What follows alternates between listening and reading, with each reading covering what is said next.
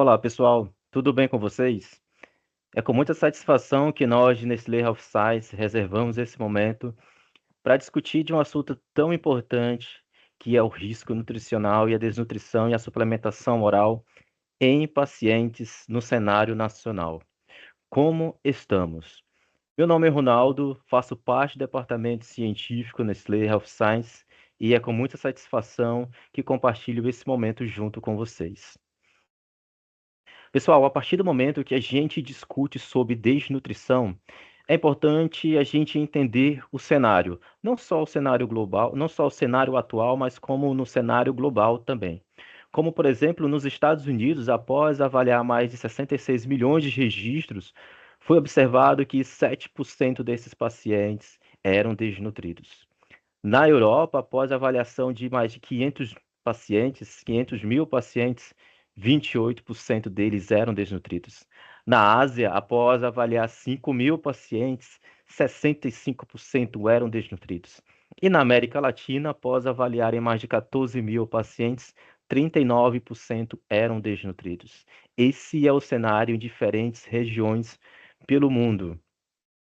E no Brasil, o que nós temos? É clássico para todos nós lembrarmos do Ibranutri, que mostrou lá no começo dos anos 2000 que a desnutrição ela é elevada, ficou na casa dos 48, 50%, principalmente nos pacientes idosos e pacientes com câncer. Mas e nos dias de hoje, 20 anos depois, como será que a gente encontra? Fiz esse compilado para vocês e reforço que em diferentes regiões do país, como por exemplo, em Passo Fundo, após avaliar mais de 200 pacientes, 48% deles eram desnutridos. Em Vitória, após avaliar mais de 100 pacientes, 60% eram desnutridos. Na Bahia, após avaliarem 300 pacientes, 66% eram desnutridos. Em Fortaleza, após avaliarem 100 pacientes, 55% de desnutrição. Em Cuiabá, mais de 1.000 pacientes foram avaliados, quase 100% eram desnutridos. E em Belém, após avaliarem 40 pacientes, 60% deles eram desnutridos. Pessoal, depois de 20 anos, infelizmente, a desnutrição continua elevada, assim como o Libanutri mostrou para nós lá nos anos 2000. E essa desnutrição ela acontece de norte a sul, de leste a oeste do nosso país. Provavelmente você que está nos assistindo deve ter atendido algum paciente desnutrido hoje, durante o seu plantão, durante as suas consultas, durante os seus atendimentos. Mas o importante, pessoal, é a gente ter o entendimento que a desnutrição, ela vai muito além do que avaliar somente o IMC. Nós temos hoje um campo de visão bem amplo, bem abrangente sobre o entendimento da desnutrição. Trago para vocês diferentes cenários onde a desnutrição ela acontece, como por exemplo, no primeiro cenário, no paciente onde ele tem a desnutrição relacionada a um processo inflamatório.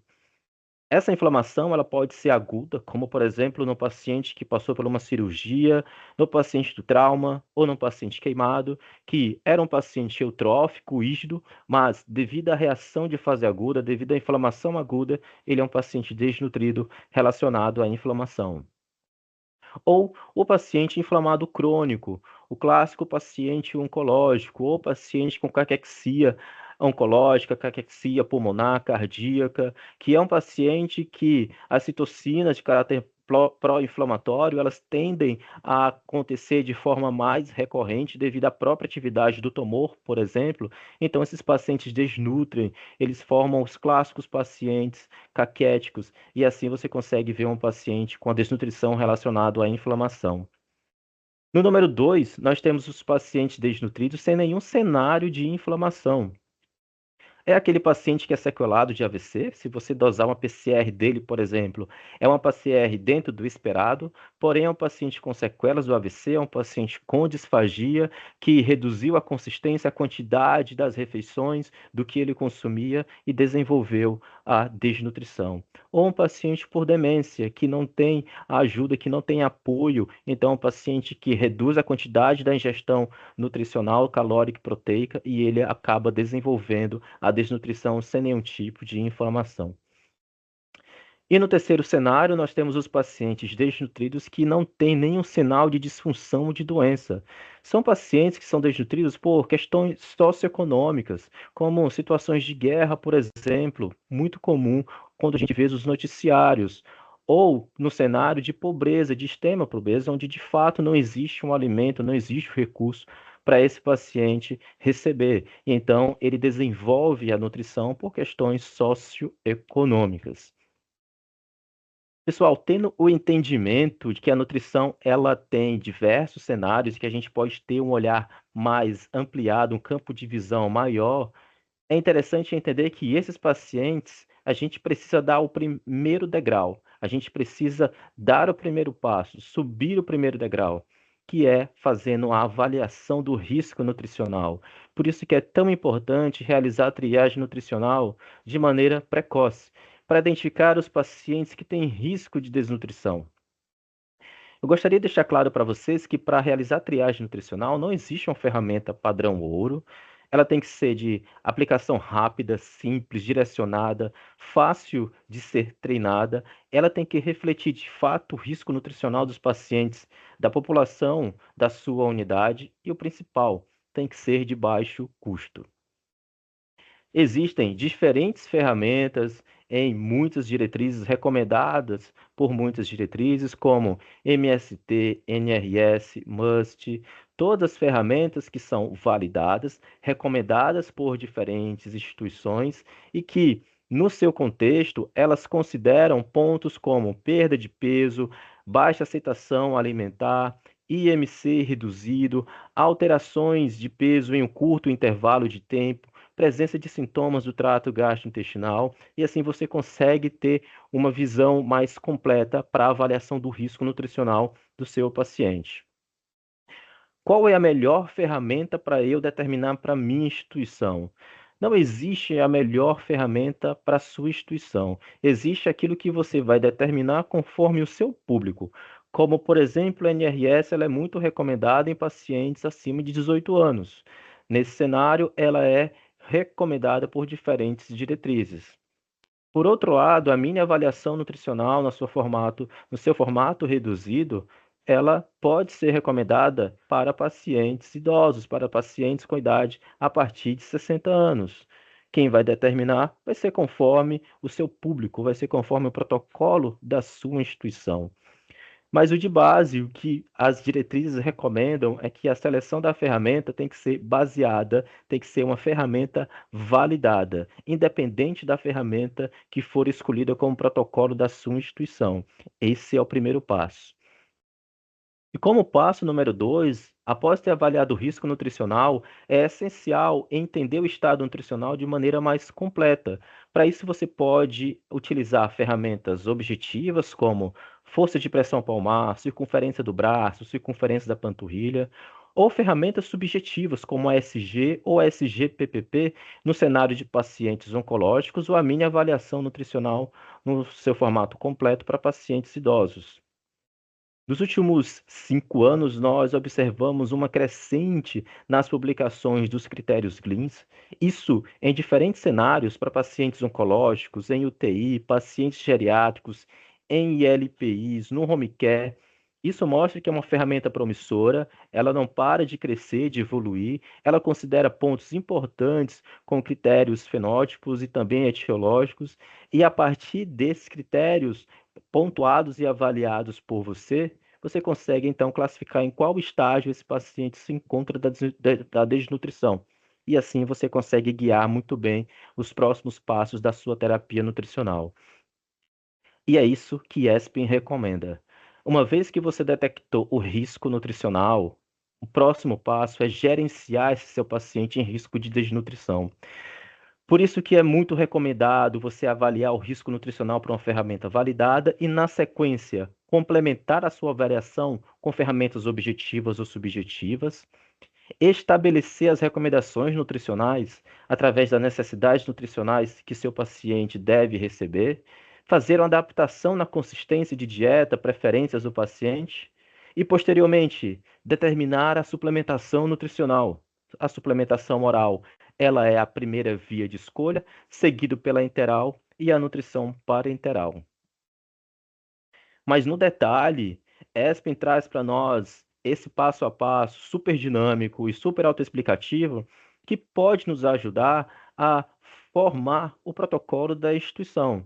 Como, por exemplo, eles deixam muito claro que para triagem nutricional, eles recomendam a ferramenta NRS 2002, que deve ser aplicada em até 48 horas de admissão em unidades que são acreditadas pela Joint Commission, por exemplo, é recomendado até 24 horas. E se seu paciente teve o risco nutricional detectado, se a pontuação foi maior ou igual a 3, uma terapia nutricional deve ser implementada. Uma estratégia nutricional deve ser iniciada. Isso está descrito na ferramenta. Depois disso, então, a gente traça as nossas estratégias, define quais são as necessidades energéticas, pode ser através de fórmulas de bolso, pode ser através de fórmulas de Harris-Benedict, por exemplo, colocando o fator atividade, fator injúria, como for, conforme o protocolo da sua instituição. Se tiver calorimetria indireta, pode ser utilizado também. Além disso, é necessário determinar as necessidades proteicas. O paciente desnutrido, ele tem uma dieta de característica mais hiperproteica a partir de 1,2, mas pedimos sempre uma verificação importante da função renal e função hepática desses pacientes. E a avaliação de micronutrientes, ela é bem importante, partindo do princípio que são pacientes desnutridos. Você tem que entender se esse paciente precisa de alguma correção desses micronutrientes. Posteriormente, nós passamos o próximo passo, que é definir a rota, monitorar e reavaliar esse paciente. Portanto, na nutrição oral, é essencial que esse paciente tenha a sua dieta por via oral adaptada conforme as preferências. Afinal de contas, eu quero que o paciente tenha uma boa aceitação da dieta por via oral enquanto ele é acompanhado por nós.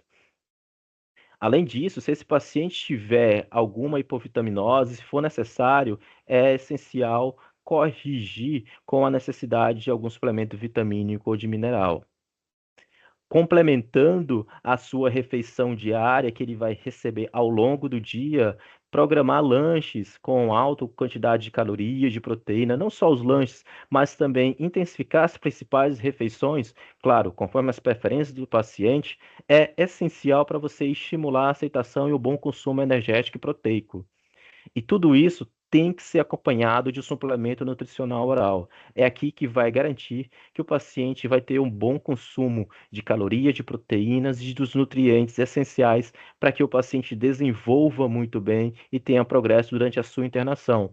Portanto, o suplemento ele é essencial nessa trajetória do paciente desnutrido.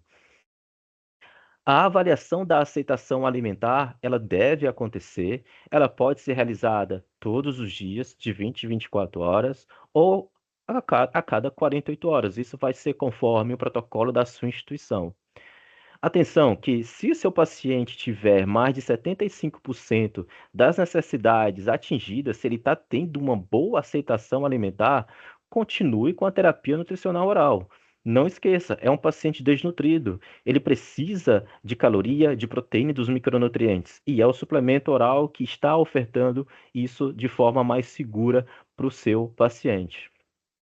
Mas se após 5 dias o paciente não evoluiu, aceitando mais de 75% das necessidades, uma via alternativa ela deve ser discutida com toda a equipe. Mas, tendo isso em vista, como é na nossa realidade, como é no nosso cenário nacional? Pessoal, para começar, trouxe resultados da América Latina e a gente vai afunilando.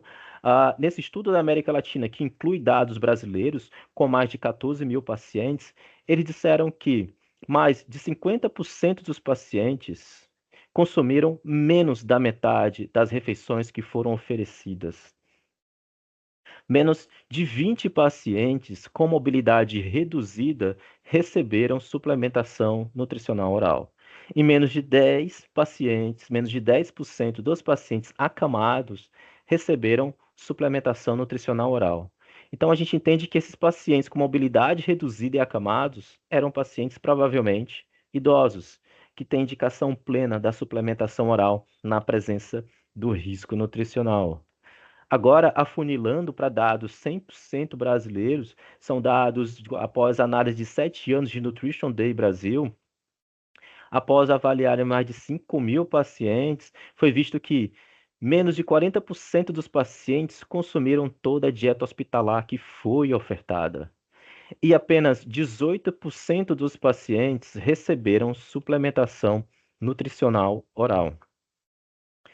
Ainda seguindo com estudos nacionais, esse foi publicado na BRASP, um estudo retrospectivo com pacientes clínicos e cirúrgicos, mais de 1.500 pacientes, e foi visto que 64% desses pacientes foram triados entre 24 e 48 horas.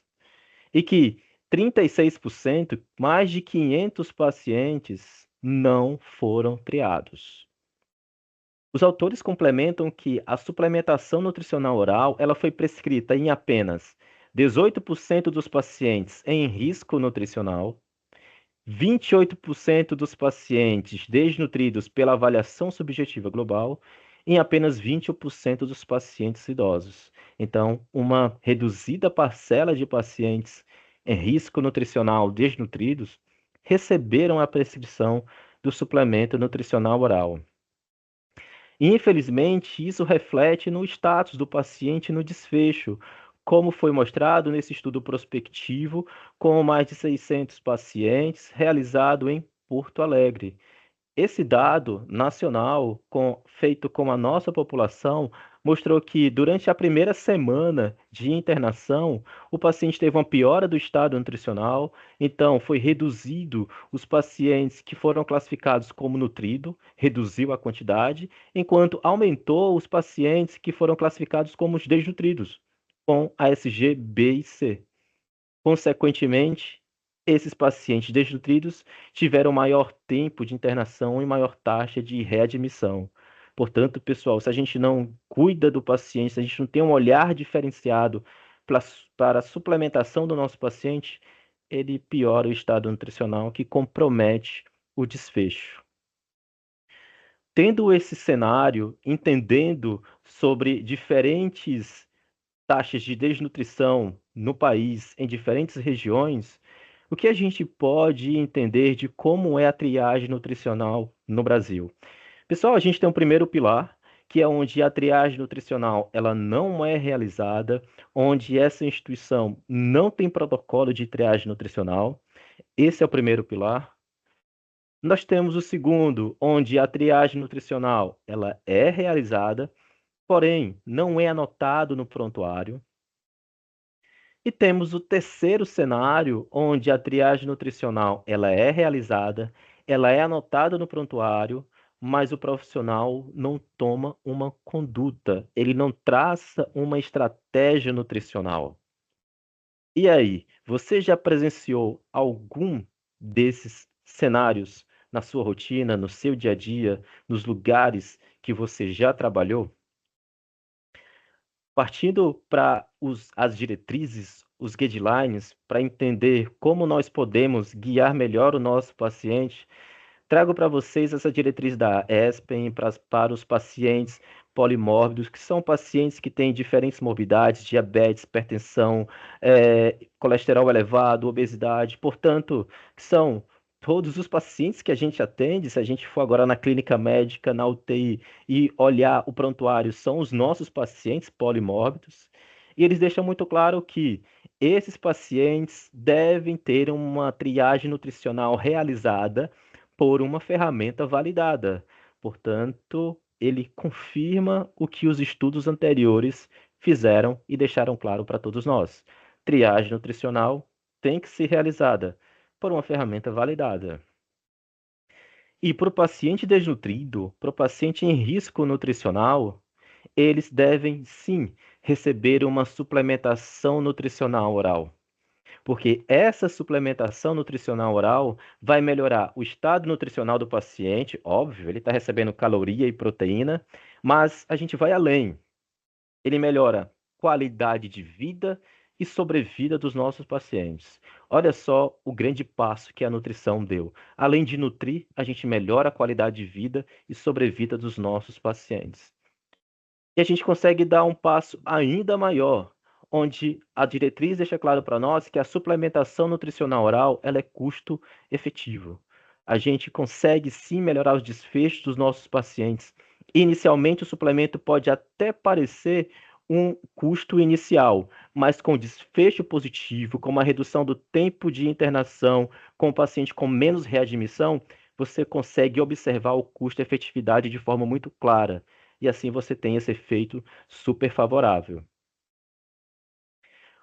Quando a gente avalia a diretriz da sociedade brasileira, a diretriz do envelhecimento, ela segue esse mesmo racional de triagem nutricional deve ser realizada, o paciente com triagem nutricional feita, detectado o risco, uma suplementação nutricional oral deve ser iniciada e ela complementa por um período de no mínimo 35 dias.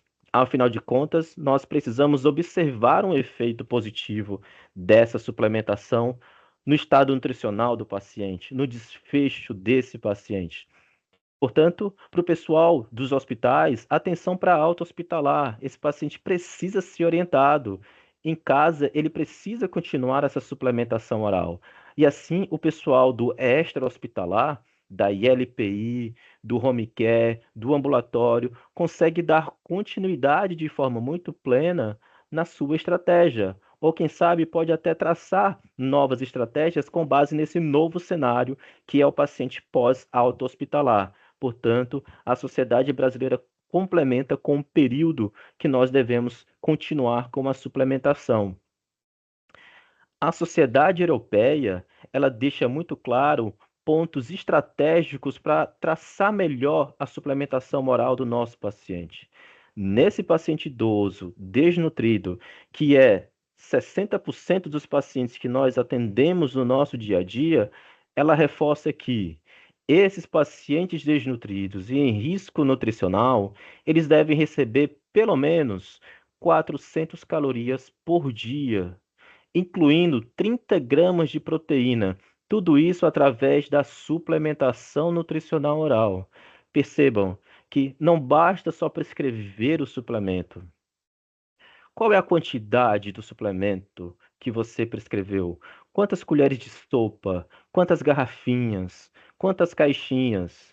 Você avaliou a aceitação e a adesão do seu paciente? Ele consegue consumir pelo menos 400 calorias e 30 gramas, já que é um paciente desnutrido, que precisamos melhorar o seu estado nutricional?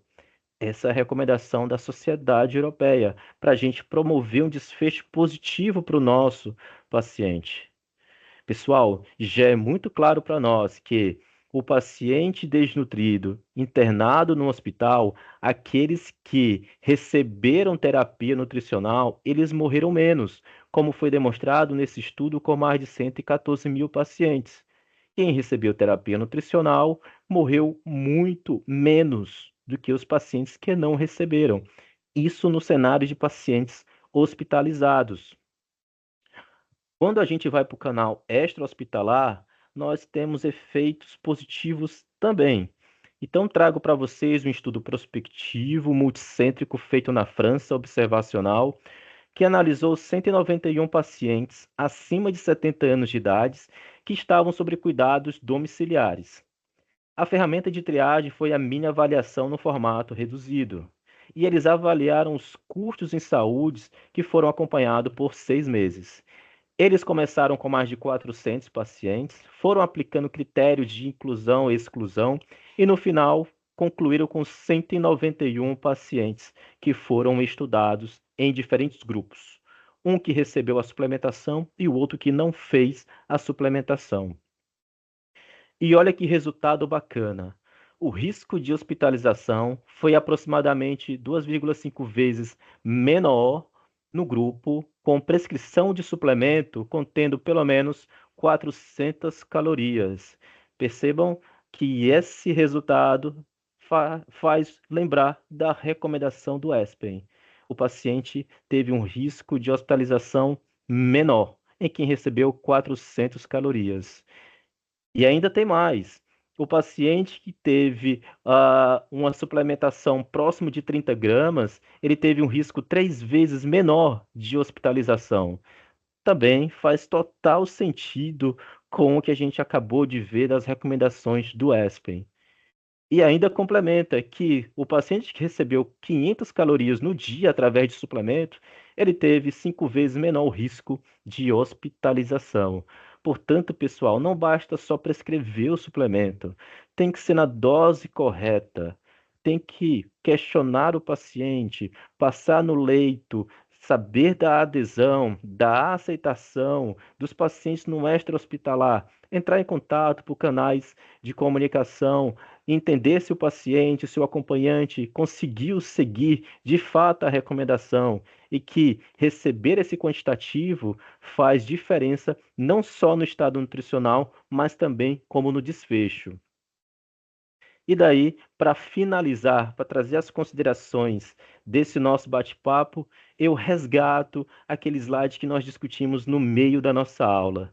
Diante dos 3 cenários, você se identificou com algum dos cenários da triagem nutricional no cenário brasileiro? Como, por exemplo, no grupo onde a triagem ela não é realizada e em instituições que não têm protocolos? Como recomendação, nós sugerimos que, para a triagem nutricional, considere uma ferramenta validada, uma ferramenta que conversa com o público, uma ferramenta que vai de acordo com o público que vocês atendem na sua instituição.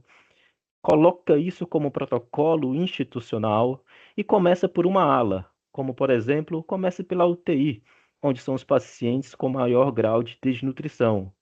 Uma vez entendido que na UTI rodou muito bem, a equipe está treinada, você pode evoluir para a clínica médica como segundo passo, onde são pacientes mais crônicos, pacientes que ficam um pouco mais de tempo internados, e assim você vai migrando para outras unidades de forma lenta e gradual, com treinamentos com a equipe, reformulando o protocolo e sempre fazendo adaptações com base na sua realidade. E assim você deixa o seu serviço de nutrição muito bem atualizado conforme as diretrizes e os guidelines. Mas se você se identificou com o segundo pilar, onde a triagem nutricional ela é realizada, mas a anotação não é feita, reforço. Turma, anotem tudo no prontuário. Prontuário físico ou prontuário eletrônico. É uma forma de respaldar o seu trabalho. Se de repente acontecer alguma auditoria, auditoria interna, de acreditação, uma auditoria externa, ou por algum órgão de fiscalização, esse é o seu respaldo.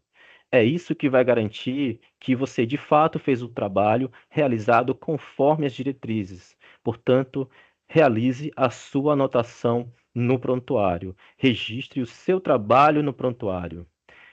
Mas se de repente você se identificou com o último grupo que faz a triagem, realiza, anota tudo no prontuário, mas que não tem conduta, se você não presta uma conduta depois que vê que detectou o risco nutricional, ao longo da nossa aula, nós deixamos muito claro: o paciente em risco nutricional pelas diretrizes e o paciente idoso tem recomendação de suplementação oral, e ESPEN deixou muito claro: pelo menos 400 calorias, pelo menos 30 gramas. Afinal de contas, além de nutrir, eu quero um desfecho positivo para o meu paciente. A nutrição é capaz de movimentar desfechos. E é assim que eu mostro o diferencial do meu dia a dia, é assim que eu consigo transformar vidas através da terapia nutricional. Pessoal, fico disponível para perguntas. Muito obrigado e tenha um excelente dia. Até mais.